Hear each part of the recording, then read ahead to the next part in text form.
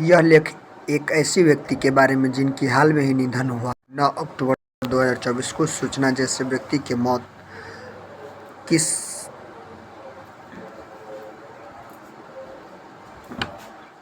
कुछ सूचना जैसे व्यक्ति की मौत किस हाल में हुई और क्या घटना घटी, इसकी अधिक जानकारी पर परिमाणित की जा सकती है। रतन टाटा जी के बारे में हम बता रहे हैं। 28 दिसंबर 1937 में 9 अक्टूबर 2024 में उनका जन्म 28 दिसंबर 1937 में हुआ था और उसका निधन 9 अक्टूबर 2024 में भारतीय उद्योगपति थे जो टाटा समूह और टाटा सन्स के अध्यक्ष के रूप में कार्य किए थे।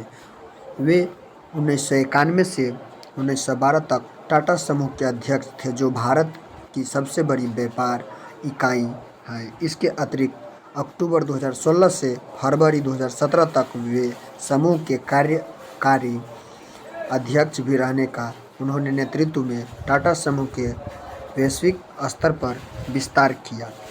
कई महत्वपूर्ण अधिग्रहण किए। 2000 से तीसरा सर्वोच्च न्यायालय सम्मान पद्म भूषण प्राप्त करने के बाद 2008 में उन्होंने भारत का दूसरा सर्वोच्च नागरिक सम्मान पद्म भूषण मिला। उम्र से संबंधित बीमारी के कारण 2024 में इनकी मृत्यु हो गई। रतन टाटा नावल टाटा के पुत्र थे जिनकी रतन जी टाटा ने गोद लिया था। रतन जी टाटा ने जमशेद जी टाटा के पुत्र टाटा समूह के संस्थापक थे। उन्होंने कोलोन यूनिवर्सिटी के कॉलेज ऑफ आर्किटेक्चर से स्नातक की डिग्री प्राप्त की। उन्होंने 1961 में टाटा समूह में शामिल होकर टाटा स्टील के वर्क फ्लोर पर काम किया।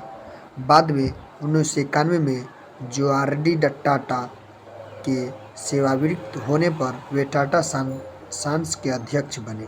उनके कार्य के दौरान टाटा समूह में टेस्ला,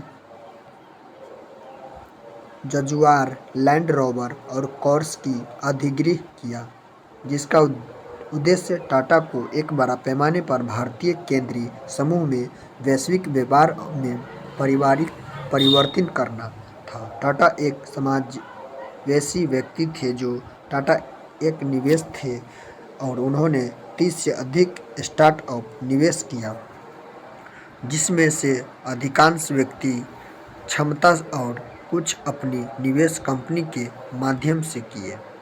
प्रारंभिक जीवन में शिक्षा संस्थापक करें। रतन टाटा जी का जन्म 28 दिसंबर 1937 को ब्रिटिश राज्य के दौरान बॉम्बे अब मुंबई में एक पारसी परिवार में हुआ था। वह नावल टाटा के बेटे थे जिनका जन्म सूरत में हुआ था और बाद में उन्होंने टाटा परिवार में गोद ले लिया गया था।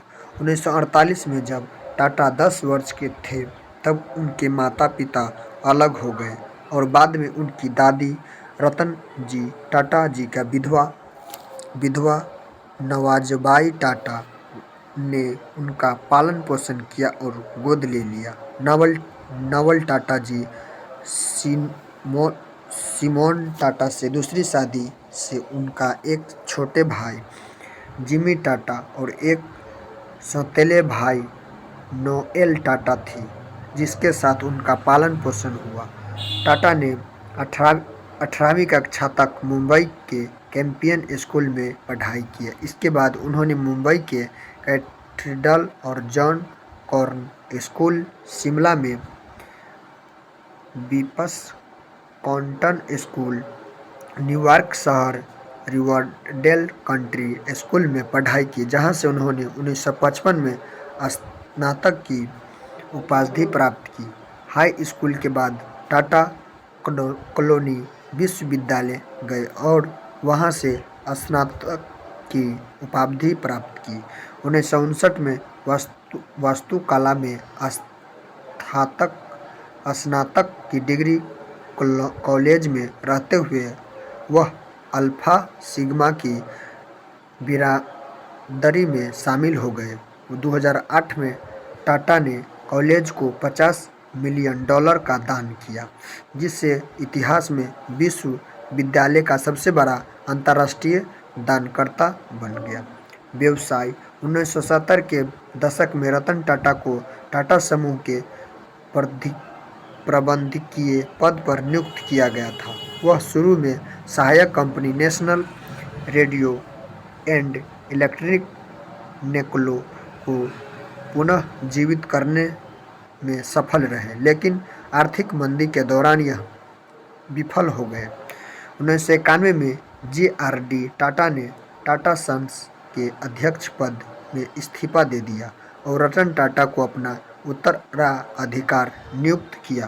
प्रारंभ में रतन टाटा को विभिन्न सहायक कंपनियों के प्रमुख से मजबूत विरोधी का सामना करना पड़ा, जिसके पास विशिष्ट टाटा ने नेतृत्व में महत्वपूर्ण परिचालन स्वायत्तता थी।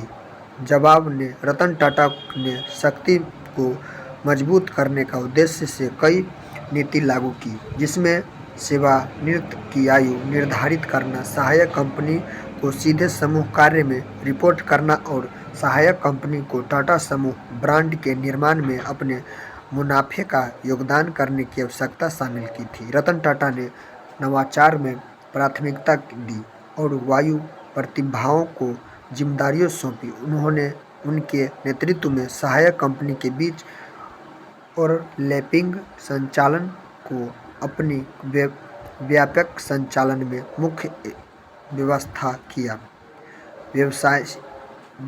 सुव्यवसायी स्थित किया गया। साथ ही समूह में वैश्वीकरण ध्यान केंद्रित करने के लिए असंबंधित व्यवसाय को छोड़ दिया। 21 वर्ष तक रतन टाटा ने नेतृत्व में करते हुए राज्यसभा 40 गुना से अधिक और लाभ 50 गुना से अधिक बढ़ गया। जब रतन टाटा ने कंपनी की कामना संभाली तो अधिकांश बिक्री कमोडिटी बिक्री थी, लेकिन उन्होंने कार्यकाल में अंत तक अधिकांश बिक्री ब्रांडों से हुई। उनके नेतृत्व में टाटा टी ने टेटली का अधिग्रहण किया। टाटा मोटर ने जब अजूर लैंड रोवर का अधिग्रहण किया और टाटा स्टील ने कोरस का अधिग्रहण किया। इन अधिकारियों ने टाटा को मुख्य रूप से भारत केंद्रित समूह के एक वैश्विक व्यवसाय में बदल दिया, जिसका 65% से अधिक राजस्व अंतर्राष्ट्रीय परिचालन और बिक्री से आता था। उन्होंने टाटा नैनो कार की अवधारणा भी तैयार की और इसके विकास के नेतृत्व किया, जिसके कारण वो वस्ता भारतीय उपभोक्ताओं की पहुंच में लाने के बाद मदद मिली।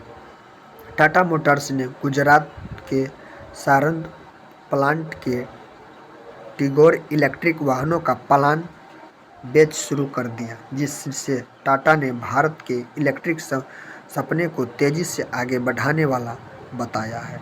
75 वर्ष की आयु तक पहुंचने पर रतन टाटा ने 28 दिसंबर 1912 को टाटा समूह का अपनी कार्यकाली भूमिका से इस्तीफा दे दिया।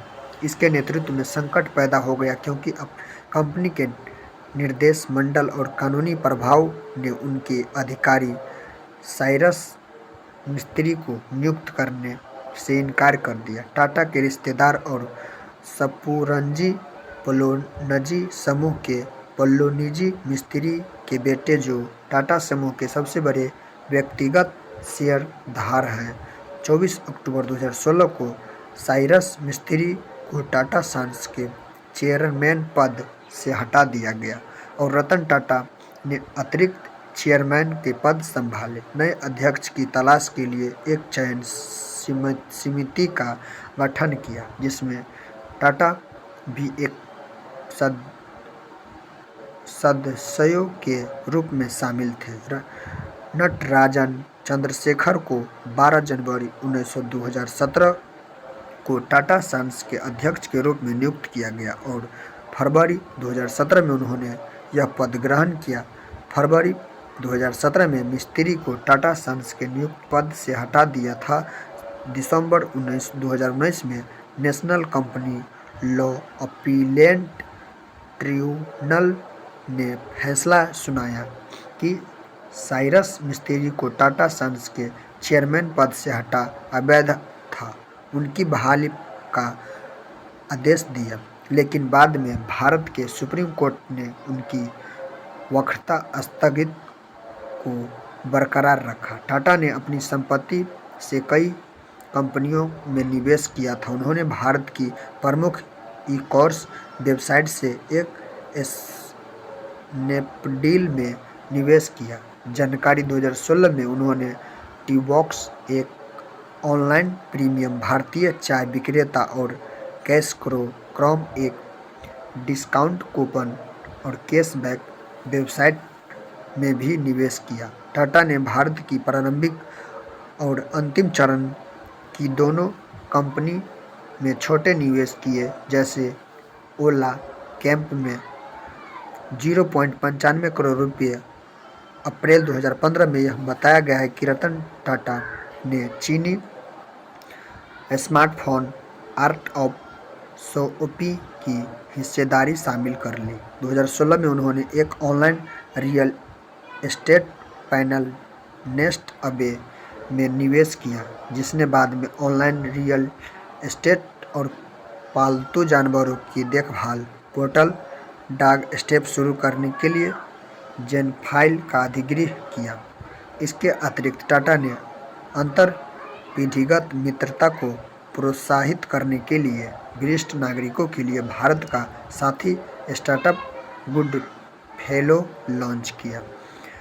निजी जीवन: टाटा ने कभी विवाह नहीं किया और उनकी कोई संतान भी नहीं थी। 2011 में रतन टाटा ने कहा था, मैं 4 बार विवाह के निकट पहुंचा, किंतु प्रत्येक बार भय या किसी अन्य कारण पीछे हट गए, जिनकी स्थिति गंभीर और उन्होंने मुंबई के एक अस्पताल में गहन चिकित्सा देखभाल में रखा गया था। टाटा ने 7 अक्टूबर 2024 को कहा था कि वह अपनी आयु की संबंधित चिकित्सा स्थिति के कारण नियुक्त चिकित्सा परीक्षण करवा रहे हैं। रतन टाटा का 9 अक्टूबर 2024 को 86 वर्ष की आयु में मुंबई ब्रिज कैंट अस्पताल में निधन हो गया। भारत के 50वें गणतंत्र दिवस समारोह पर 26 जनवरी 2000 रतन टाटा के तीसरे नागरिक अल्पकलन पद्म भूषण से सम्मानित किया गया।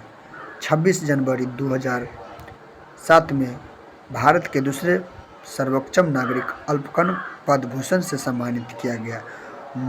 नेशनल कॉर्म ग्लोबल लीडरशिप पुरस्कार 2007 में प्राप्त करने वाले से एक थे।